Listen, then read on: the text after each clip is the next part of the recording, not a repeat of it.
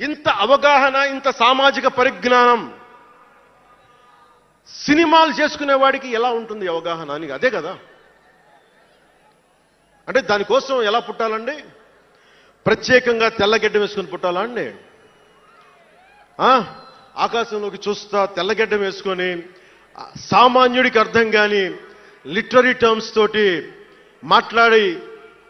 మాటల్ని మాట్లాడాలా? పోనీ పార్టీ పెట్టాలి అంటే